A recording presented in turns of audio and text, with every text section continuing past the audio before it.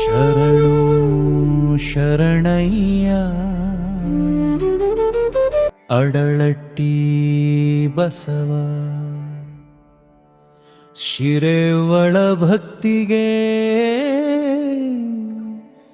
ಒಲಿದ ಕರುಣಾಮಯ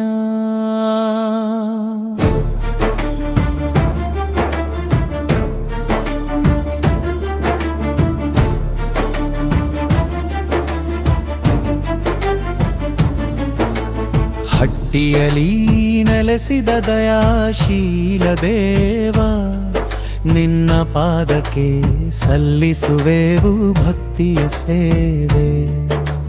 ಹಟ್ಟಿಯಲಿ ನೆಲೆಸಿದ ದಯಾಶೀಲ ದೇವ ನಿನ್ನ ಪಾದಕ್ಕೆ ಸಲ್ಲಿಸುವೆವು ಭಕ್ತಿಯ ಸೇವೆ.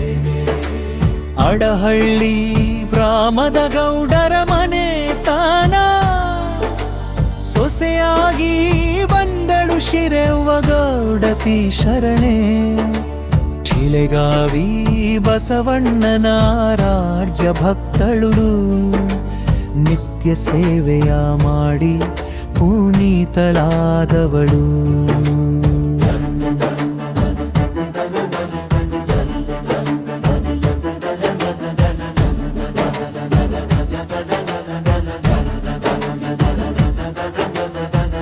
ದನಗಳ ಕಾಯುವಾಗ ಗ್ರಾಮದ ಪುಣ್ಯದ ಫಲವೋ ಹಟ್ಟಿಯಲಿ ಮೂಡಿ ಬಂದನು ಸ್ವಯಂಭುದೇವನು.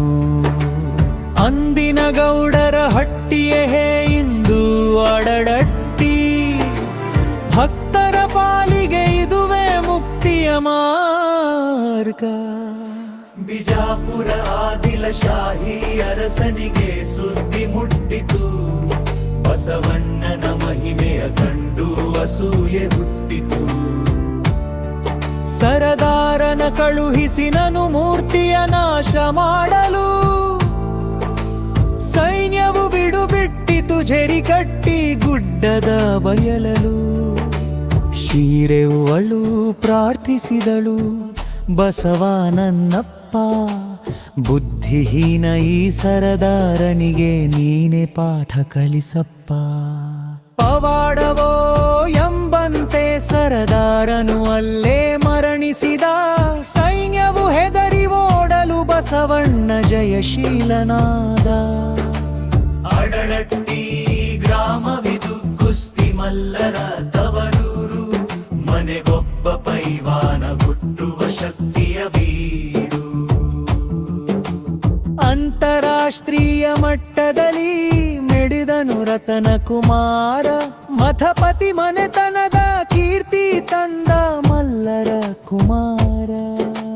ಬ್ರಾಹ್ಮಸ್ಥರ ಒಕ್ಕೂಟದಿ ಕುಸ್ತಿ ಹಬ್ಬವು ನಡೆಯುವುದು, ಜಾತ್ರೆಯ ಸಂಭ್ರಮದಿ ಮಲ್ಲರ ಕಾಳಗವು ಜರುಗುವುದು. ಜಗಜಟ್ಟಿಗಳ ಸಮಾಗಮವಿದು ಅಡಳಟ್ಟಿಯ ಸಡಗರ, ಬಸವಣ್ಣನ ಆಶೀರ್ವಾದವೇ ನಮ್ಮೆಲ್ಲರ ಬಲದಾಸರೆ. ಮಂಗಳಮಯ ಮೂರ್ತಿ ಅಡಳಟ್ಟಿ ಬಸವಣ್ಣ, ಕಾಯುವನು ನಮ್ಮನ್ನು ಕರುಣೆಯ ಕಂಗಳನ್ನ.